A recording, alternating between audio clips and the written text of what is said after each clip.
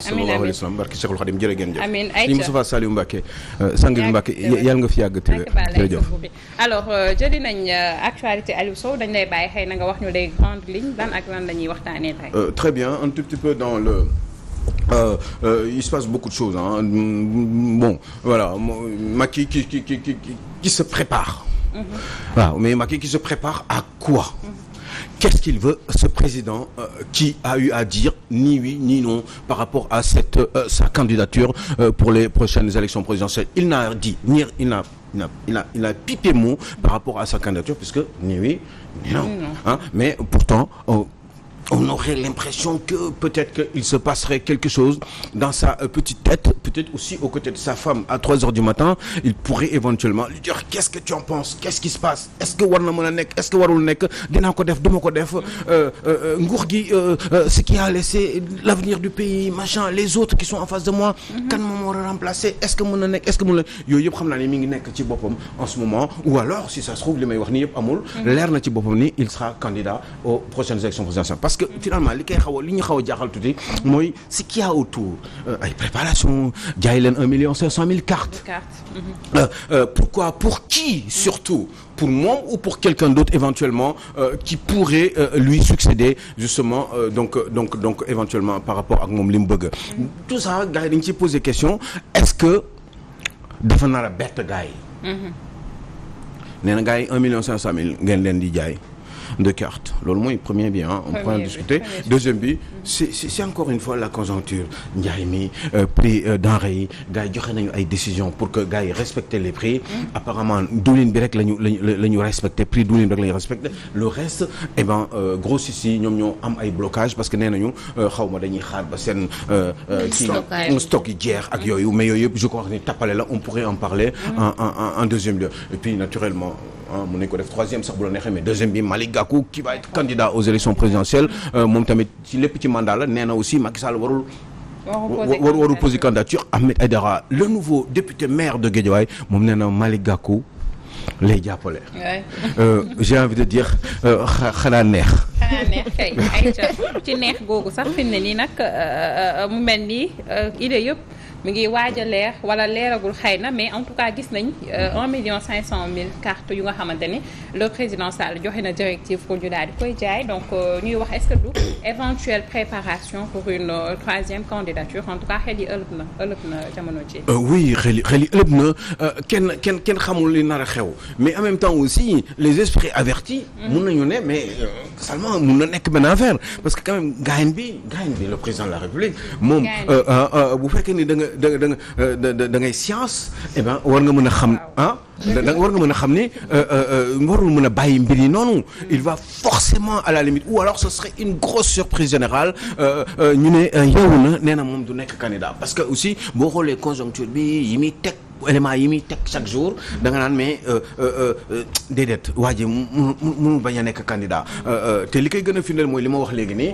te ñu bind ko tey ci journaux yi mooy surtout ci benn journal de la place ñu ne mu ngi préparé 1 million nee na gars yi dem leen ngeen rayante ci terrain bi léegi nag combat bi xeex bi commencé na dem leen sur le terrain vendez les cartes kii leen gars yi nu mu tudd jaay leen cartes yi mooy fexe leen ba cibler les bonnes je veux dire les Sénégalais pour que ñu adhérer ci sama politique mais sama politique pourquoi pour jusqu'après 2024 juste avant 2024 wala pour bien au-delà de 2024 donc yooyu yëpp faisant ça fait que ni da nga naan mais waa ji dafa nar a bokk te bokk boobu bés bu ko naree def yan conséquences la mën a am ci réew mi nee nañu xaw ma lan jéem bu ko jéem wala xaw ma lan moo gën bu ko nga bañ ko jéem moo gën troisième mandat je crois que ça se dit comme ça bu ko sax jéem jàmm gën troisième mandat jàmm moo gën troisième mandat et ben kan moo am raison kan moo am raison moom nee na dafa bëgg am na ñoo xam ne nee nañ ko waroo bokk parce que mënoo bokk. am na ñoo xam ne nee nañ ko mën nga bokk. am na ñoo xam ne nee nañ ko waroo bokk juste parce que yow da nga waxoon ni. doo def troisième mandat. doo bokk pour une troisième candidature boo defee beneen pare nga ci loolu il le disait en 2016 léegi ci diggante bi gars yi soupçonné ni peut-être mën na nekk ci soupçon bi di gën di leer. eh bien ñu ne mu ne moom waxu ko. mu ne nii oui nii non. waaw xam nga loolu waxoon mais nii léegi nii waxul dafa nekk di jëf di teg ay salon yoo xam ne. maanaam day layam-layam. ay layam-layam comme bon c'est vrai que layam-layam man xaw ma lan la ah layam-layam mooy hésité non mooy di rocc di dugal wala yooyu ah je sais pas waaw en tout cas une chose ñu ngi woon ci 3e candidature de président Sall nii oui nii non mais gis nañ quand même mu am ay jalons yu nga xamante ni jamono ji posé na ko ñu bëri seen xalaat di am ci lu mu dem. c'est vrai que j'en ai profité pour faire mes petites chansons. ak yooyu xam nga rek sama chanson sama way tubaab yooyu. sama kii daf may égayer xam nga. et donc du coup daf may permettre ma garder sama inspiration. pour revenir justement sur ce question boobu. par rapport justement à cette 3e candidature du président yaa ngi woon ci xëy na est-ce que le président Sall nekkul di layam-layam yi. waaw layam-layam yi nekkul di je ne pense pas que ça soit le mot je crois que mi ngi nekk di non moi je dirais roubé. roubé d'accord. ah nekkul di roubé pour jaxase carte gi pour après au dernier moment indi ay surprise. est-ce que tout le monde tout le monde je parle aux politiques. ne devrait pas se préparer seen bopp pour jóg.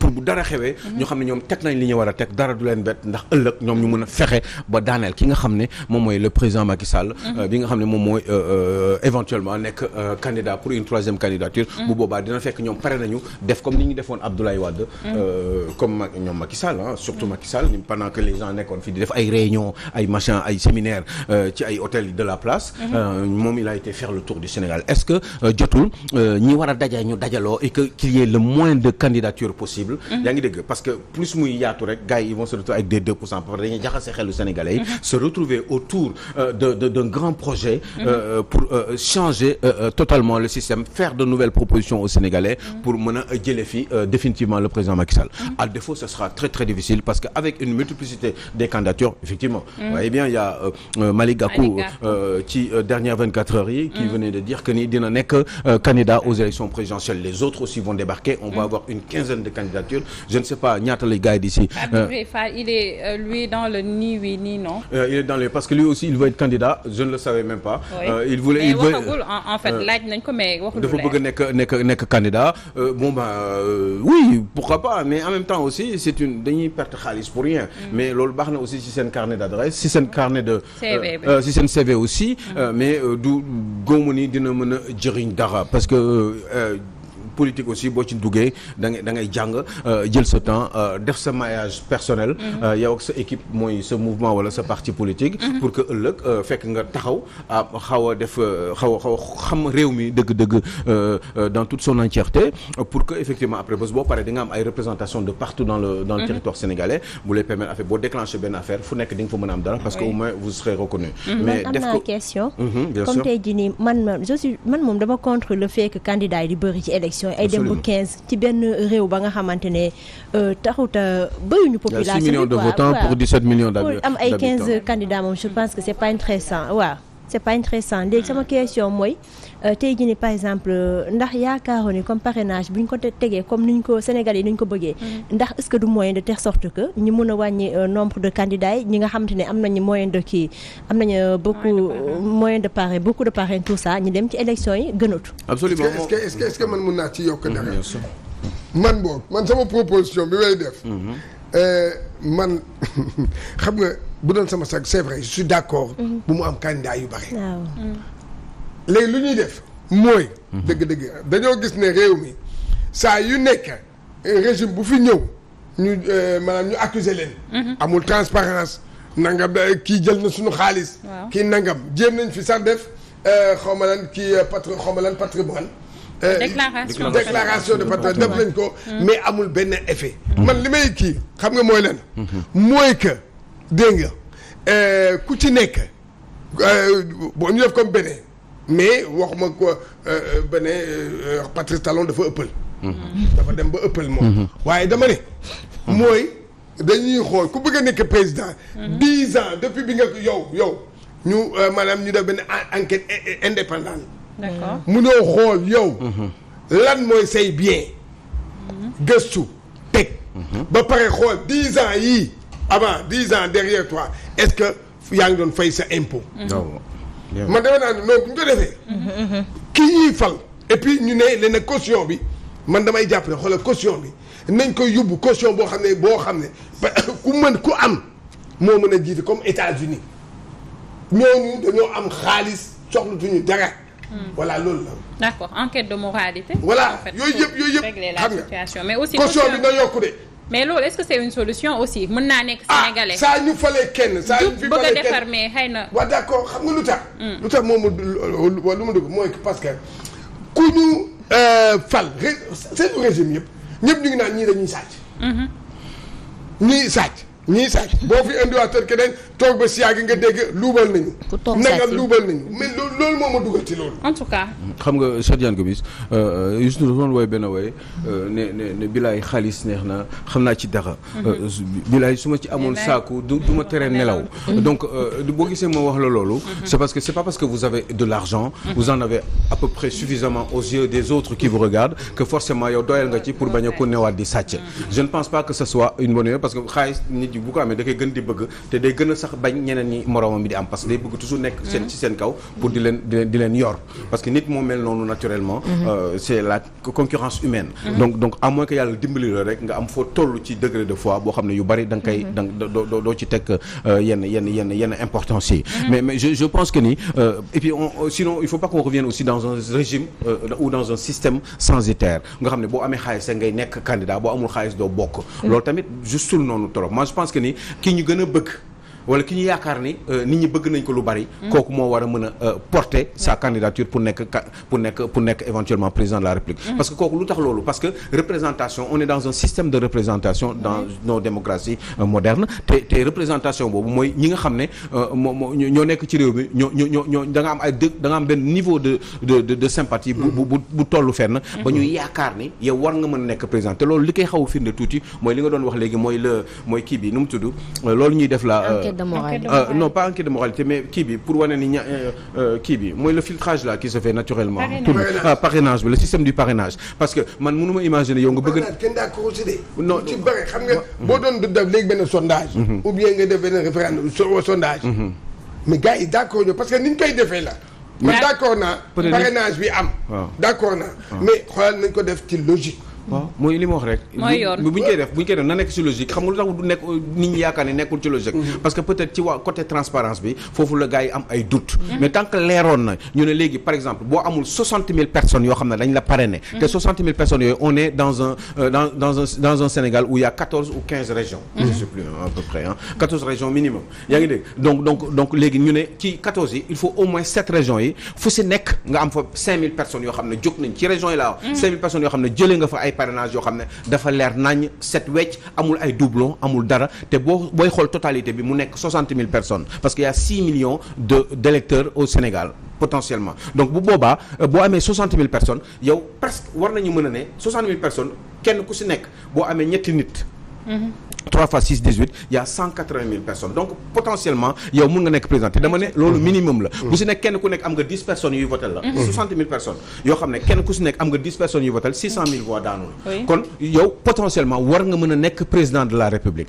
donc pourquoi pas ak yooyu man pour man sax caution bi dañ ko waruñu ko woon def wala mu doon caution à titre symbolique mais somme bi dafa bari boo amul 15 millions wala boo amul 20 millions wala amul 10 millions doo nekk candidat alors que am nga ay nit ñoo xam ne peut-être Cheikh Diagne Gomis bëgg nañ la man gëw ma ni parce que da nga ñàkk xaalis rek que waroon nekk président de la République par contre enquête de moralité ak déclaration de patrimoine loolu war nañ ci seet ñu xool à peu près ki nga xam ne dafa war a nekk candidat ban genre nit la warul am yenn problème yi ci àdduna ñu ne léegi Sénégal par exemple boo ne bëggee nekk candidat lii ak nii nga war a mel bu fekkee ni mës nga am ay problème ak la justice ci wàllum ay sàcc alal wala yi demee noonu man pour man da nga war a toog ay 10 ans comme ku ñu tëj kaso civilement ñu condamné la da nga war a toog ay 10 ans doo nekk candidat pour une élection présidentielle parce que 10 ans yi mooy ci diggante bi mën nga ci changer mën nga changer doon nit ku baax wala yu bari nga fay ko wala yi demee noonu nga fay sa bor bu fekkee mës nañu la tëj kaso aussi pour ay délits yoo xam ne dañ koy encadrer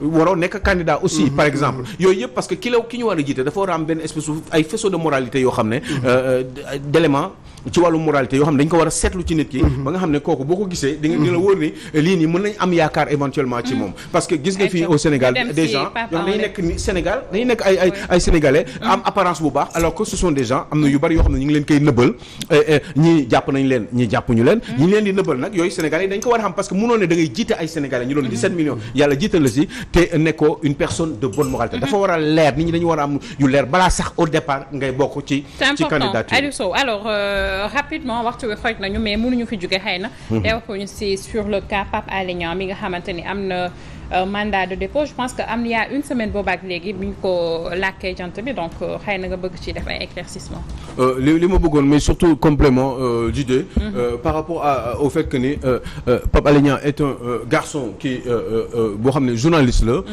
quand même expérimenté à peu près une vingtaine d'années dans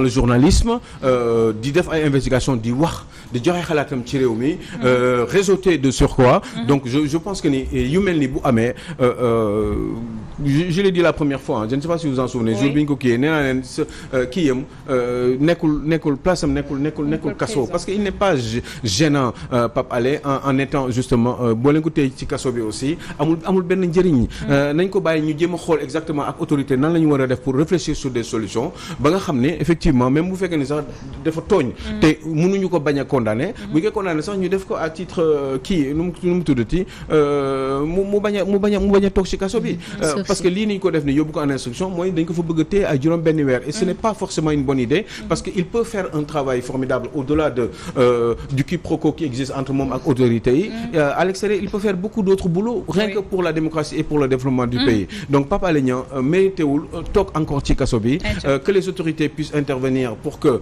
ñëpp à tous les niveaux pour que ñu bàyyi ko mu génn s'il y a erreur on essaie de corriger les erreurs et que surtout ñun ñi nga xam ne ay journalistes aussi la ñu parce que aussi xam nga peine boo koy jox def nit c'est pour que pour corriger ko et puis pour ñeneen ñi aussi bàyyi xel ni ñoom tam waruñu def loolu parce que bu fekkee ne defoo di dafa def dara te nga jéeg bàyyi ko noonu comme si de rien te mën na doon une sorte de jurisprudence boo xam ne keneen ku ñëw aussi danaan man lu ma neex mën naa def aussi de toute façon on serait dans les mêmes conditions que Pape Alé parce que dinañ ma bàyyi xam nga lu ma bëgg laaj yow chroniqueur politique ga et pour chroniqueur mais man dama bëggoon xam lan la Pape Alé Niang def ba ñu koy def lan la def lan Serigne moom li ñu koy accusé ci gàttal ñaar ñetti mots ci olof mooy Pape Alé dañu ne dafa téye ay documents yoo xam ne war woon nekk ci loxoom parce que documents yooyu moom kenn jagleelu ko moom ak keneen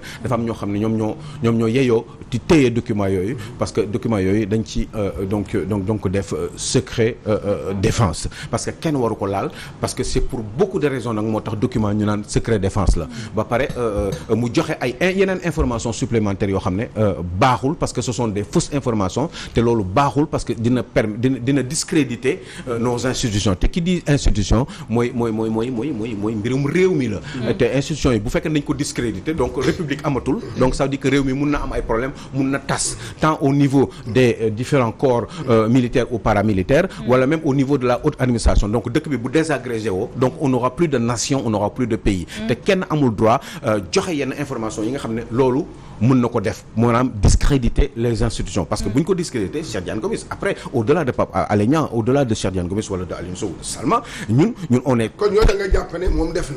non man du question dama jàpp. dama lay wax chef d'accusation man xamaguma parce que il faut ñu dem ba ca cappaandaw ko pour mën a xam. mais en tout cas gars yi ñoom nee nañu am nañu suffisamment d'informations.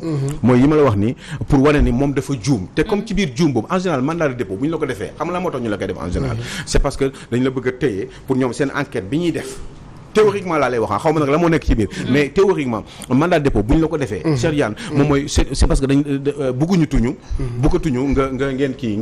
nga ngay sori wala ñu lay bàyyi ngay libre di nëbb yenn information yi donc ñoom dañ lay téye pour que cadre la ci benn béréb mooy mandat de dépôt pour que ñoom enquêtes yi ñuy def mu gën leen a yomb te yi nga ñoom yi ñu xalaat ni war nga ko mën a nëbb éventuellement parce que da nga koy nëbb parce que waroo ko wax wala enquêtes yi ñuy bëgg a def pour ñu mën ci am lu leen leer yow il faut ñu téye la pour mën a vérifier en fait vérifier mën a secret défense nekkul benn genre fourre-tout bu nga xam ne teg nañ ko rek comme li ñuy wax article 80 offense au chef de l'État tey ji képp ku ñu bëgg a jàpp rek war nañ la cee mën a jàpp te journaliste boo ko bëggee jàpp ci secret défense dina yomb parce que wax mooy liggéeyam mën na wax nga ne ko lii nga wax tey secret défense la est-ce que jotul ñu reconstruire waat li nga xamante ne moo di secret défense ñu xam ne lii secret défense la les journalistes bi mën na ko wax sachant que nag un journaliste d'investigation mën na am source am mën na def investigation boo xam ne yow wala Babacar mi nga xam ne xëy na c'est un caméraman loxoom wala ay pexeem jotu fa mais man mi journaliste xëy na mën naa fa am accès xëy na joxe information bu nga xamante ne sénégalais bi soxla na ko xëy na lan mooy secret défense.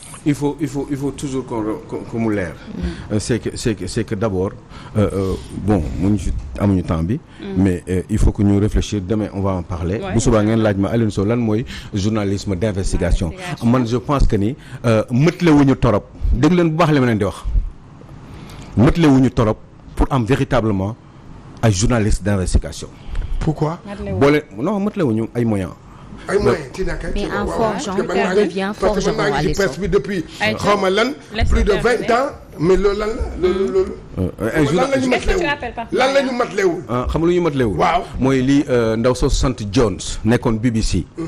am pour def enquête. d'investigation. par rapport ak affaire kii bi Franck Timis bi. loolu da ngay dem wax. non éléments yi non dafa bari Cheikh Diagne mënuñu fi nekk di ko kii éléments yi mooy yow da nga war a dem da ngay dem ci partie yëpp. par exemple te journalisme d'investigation du génnee. par exemple loo xam ne dañ koy tere. loolu c'est impossible gis nga aux États-Unis Julian Assange ak l'autre là xaw ma tur benn américain bi ñu génnee yooyu noonu. gars yi dafa jaral lu nekk ay journalistes pourtant ñooñu ay journalistes d'investigation parce que prouvé nañ ko. foofu dafa am démocratie. non liberté de la presse. non d'accord délit de presse gars yi dañ ko kii. mais est-ce que en tout cas ma yëgal. xaaral benn rek. foofu wala yow wax non kii d'investigation non xam naa. kii d'investigation mais xamuñu xam naa ne yow. est-ce que la Abdou Latif Coulibaly. ma revenir ci moom. waaw man pour moom mi bindoo na fi day attaqué wax xaaral. Taa Wade. defoon na fi benn ay livre mais loolu boo ko xoolee loolu travail d'investigation la. et y a des journalistes ici. man xoolal dama ne Cheikh Diagne. man bi may wax ñoom ñëpp laa ci boole. nga ne ñun amuñu. man pour man journaliste d'investigation. il faut que mu am ay moyens ay conditions xam nga dama la defal parallèle ak ndaw soosu. sant Jones defoon enquête bi sur BBC. xoolal moom li mu am te ñun. non les moyens les déplacements les capacités yi nga xam ne da ngay dem wax ak ñenn ñi. non amuñu ko. ku joxe information ça veut dire que déplacé nga def nga. est-ce que xam nga ne information yi ñuy joxe ni ñuy denc koy ëpp. billaay li may wax leer na xool dama ne. pour mu leer rek pour ñuy déglu aussi. dafa am ñoo xam ne nga toog ñëw ñu indil la benn dossier benn document nii téyel la ko ne la ko am parce que benn waaye mu nekk dans la haute administration moo la ko sànni loolu du journalisme d'investigation recherche yi déplacement yi yow yaa koy def réseautage bi enquête bi forcing bi ngay dem def pour chercher non dama ne loolu amaguñ ko xamul tax parce que xamul tax non parce que xam nga presse sénégalaise yow non de Cheikh Diagne maa ngi ci góorgóorlu non attends est-ce que xam nga presse sénégalaise dama ne man est-ce que dund nga ak presse sénégalaise dama ne investigation bi laa wax journaliste d'investigation on a eu des journalistes d'investigation yoo xam ne yu extraordinaire xoolal même Abdou Latif Coulibaly loolu maa ko wax je peux me tromper mais même Abdou Latif Coulibaly n'était pas un journaliste d'investigation dëgg bi ñuy wax il a fait un travail d'investigation investigation du lenn lu dul gëstu non gëstu boobu nag mooy non lan mooy gëstu mooy lan mooy dem wuti ay information se déplacer et cetera non déedéet dañ la yow jox la benn document ne la non il faut pas dire ça non déedéet dama lay wax non déglu ma ko jotee comme man ni ma ko jotee comment il a fait non déedéet non dama ne non des fois nga toog yow jox la benn information ñaar ñetti information nga mën ci def loo xam ne kenn joxu ko Cheikh Diagne Gomis kenn joxu ko Salma kii lañ ko jox Fatima kii lañ ko jox mu ñëw dóor ko mu daanu mu jot la rek information moom bu tàngee mu foo jaar bëgg koo njëkk a génne bon déet wala déggoo li ma wax. y a un travail d'investigation. travail boobu la travail boobu la non travail boobu un travail d'investigation. travail boobu mooy yombul. parce que xam nga lu tax. parce que condition yi. pour dëgg. mais am na ñu ko am dama ne non juste non des na man déglu naa suñu benn tata bu nekk ci beneen télé di wax la même chose mais je suis pas d'accord. xaw ma sax man xaw ma benn tata la nii rek benn kii la nii rek muy toog di wax lu ko saf. elle a dit la même chose mais man je suis pas du tout d'accord. non lu leer la mënuñu wax journalisme. mais au Sénégal amul journalisme. mais loolu ak lu ko gën a rëy. non investigation laa wax non man li may wax pourtant nit ñi bon après yàlla nit ñi ñoo xam.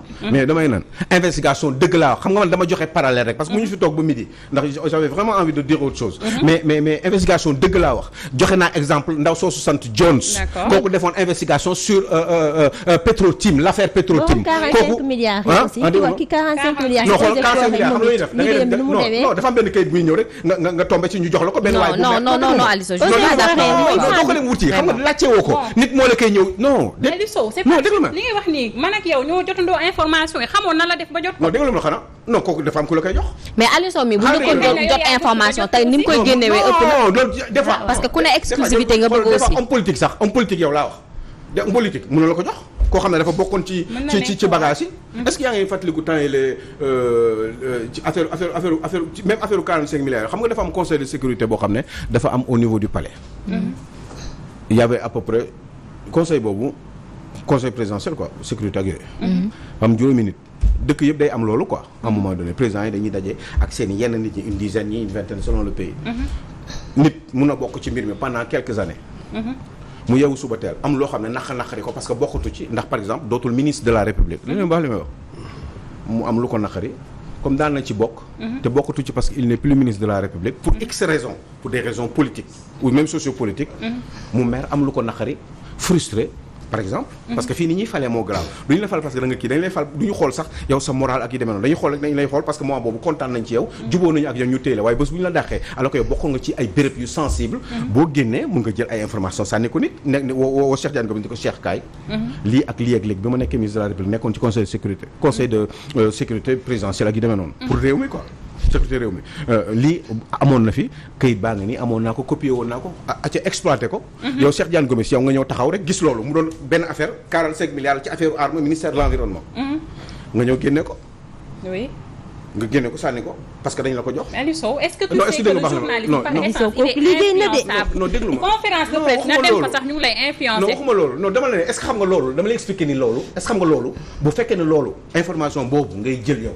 comme li daloon Cheikh Abdou Latif Coulibaly par exemple. waaw Wade un opposant au pouvoir. waaw mais nit mun na mer laa wax mer ci biir ay situation mu jël ay këyit yoo xam ne bokkoon na moment bi ñu koy nas.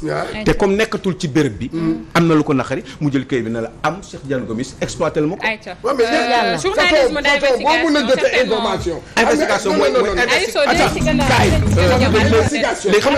xam la laa bëgg léegi non Cheikh Diagne ñu benn 30 secondes rek nga yeggale 30 secondes xam la laa bëggoon na ñun ñëpp bu ñu paree ak ñi ñi déglu ci réew mi ñu dem xool lan mooy investigation ci français loolu rek laa bëgg après ñu pare yow soo amoon information lu la leer na li info la yow yaa ko njëkk a génne mooy gëstu moom mais moom investigation la Aliou Sow bu doon am nga information genre boobu yaa ko nga toll ci benn niveau de recherche et d'enquête pour ñu wax na ni yow non mais attends parce que nekkuñu ko mais déedéet non wax loolu c'est pas que dañ ko nekkul c'est parce que dañ en général ñun dans les pays africains loolu lu leer laa la wax parce que il faut des conditions des moyens par exemple BBC li mu mën pour créer c'est pas une question de niveau une question xam-xam BBC li mu mën pour créer pour jël benn femme la preuve c'est noir mais ça ne veut rien dire la xool ça veut rien dire noir la mënoo nekk tubaab dégg nga pour def ko ci benn nit benn journaliste pour mu dem def ay recherche non dégg ma rek pour mu def ay recherche recherche approfondie yow di nga ne sax di nga mun leen sax jox ay moyens pour nga dem corrompre ay nit ci sa biir enquête ci sa biir investigation déglu ma de pour mën a soutirer benn nit Fatima ki de benn information wala Babacar Diouf d'accord rapidement foofu laay téye foofu rek laay wax ay moyens nga toog ñu sànni la benn affaire nga ñëw bind ko xam moo tax seetlu woo en général investigation yi benn élément rek lay doon benn élément lay doon ou c'est sur les armes wala c'est sur le pétrole wala c'est sur benn deal boo xam ne Aliou Sow ba jox la benn exemple ci li nga wax yow damay jëm man sa logique laay demee sama logique leeralu ma ko sax attends yéen a ngi fàttaliku xale boobu di fi doon kii tari alxuraan. waaw. fàttali ngeen ma tur bi fàttaliku leen ma. non xale boobu doon fi doon kii le petit Nigérian la. waaw non Tanzanie xaw ma lan. Tanzanien la. waaye xale boobu mooy tam doon sol koppati bi. Chérifou. quand bi doon ne fii. mais lan la Sidi Lamine dem si yàlla Sidi Lamine moo njëkk wax Walfadjri moo njëkkoon wax Sidi Lamine moo def moom investigation ba indi benn journaliste dem yow envoyé kooku suñu concert boobu envoyé ko foofu te dëkk boobu. waaw pour mu enquête def ay investigation ba génne ba ñu xam ne. en réalité lii arnaque la. c'est vrai mën naa tontu ci benn tontu. dama bëgg nga xam ne Cheikh Diane Gomis journaliste d'investigation. c'est un métier. boo xam ne spécifique aux journalistes boo xam ne loolu kese mooy liggéeyam. Pape Alé loolu la. non genre journalistique non du moo bi sax loolu. mais d'accord naa non si biir journalisme nga nekk. waaw si journalisme taxul nga nekk mu nga nekk journaliste te bañ a nekk journaliste d'investigation. non déglu leen ma wax. yow yaay spécialisé wu mais Pape Ndiaye journaliste judiciaire la parce que spécialité am ak ci li muy yëngatu tout le temps te ñu xamee ko mooy journaliste boo xam ne dafa spécialisé wu ci judiciaire noonu la journaliste d'investigation nekk loolu kese ngay job parce que mooy sa liggéey yow daal non dama ne journaliste d'investigation quand on est un journaliste d'investigation on ne fait que ça c'est son métier on est journaliste d'abord mais spécialisé dans les investigations et dans les grandes enquêtes mais déglu ma non kese du loolu kese lay def du loolu kese lay def loolu spécialisé dama ne tant que vous avez je termine la phrase mais waxtu wi daf ñu xoj rapidement non mais spécialité bi tant que spécialité bi yow loolu kese la ngay def xam nga ku xool Pam Ndiaye xam ne Pam Ndiaye loolu kese ci loolu kese lay gën a yëngu principalement ku xam Pam Ndiaye boo ko ne journaliste mooy question judiciaire ci loolu spécialité moo tax mbir non déglu ma ku xool Daouda Mine déglu ma journaliste boo xam ne la dafa journal d'investigation mais journaliste pas d'investigation mais journaliste non déglu ma rek boo xam ne dafa spécialisé wu ci wàllum tout ce qui concerne le judiciaire mais dafa am journaliste yoo xam ne ñoom dañu spécialisé wu loolu kese mooy seen liggéey ci wàllum investigation et investigation surtout nga xam ne loolu kese bu jógee matin midi soir lundi ba dimanche du 1er au 31 du 1er janvier au 31 décembre loolu kese lay def loolu laa bëgg a wax moo tax bëgguma ngeen indi confusion loolu laa bëgg a wax ni liggéey boobu kese lay def de manière scrupuleuse amul leneen lu muy def sa vie c'est un journaliste d'investigation bu jógee suba teel di dem di liggéey at 1er ba 31 décembre 1er janvier ba 31 décembre loolu kese lay def c'est un journaliste d'investigation Abdou Latif Coulibaly loolu du woon liggéeyam par contre des fois mu nga tombé ci benn affaire def ci investigation door ko mu daanu mais koo xam ne métier am déet li mu wax leer na de métier am laa wax loolu kese lay def c'est son métier amul leneen avec exclusivité c'est le journalisme non mais je suis le journalisme spécialité li ma la wax nii genre journalistique la nga ne lii journaliste d'investigation la les journalistes judiciaires la comme li nga wax si Pape Ndiaye on est dans le journalisme man journaliste laa yow journaliste nga kii journaliste lañ après suñu fekkee dañuy def investigation ñun ñooy orienter suñu bopp ci loolu mais on reste journaliste mais un journaliste non dégg naa mais dama ko bëgg a leeral waaw dama ne un journaliste d'investigation moom loolu kese mooy jobam mooy liggéey ci ay enquête ci des ay grandes enquêtes loolu kese lay deful leneen loolu mooy jobam bu yeewoo suba teel xanaa dégg nga li ma wax bu yeewoo suba teel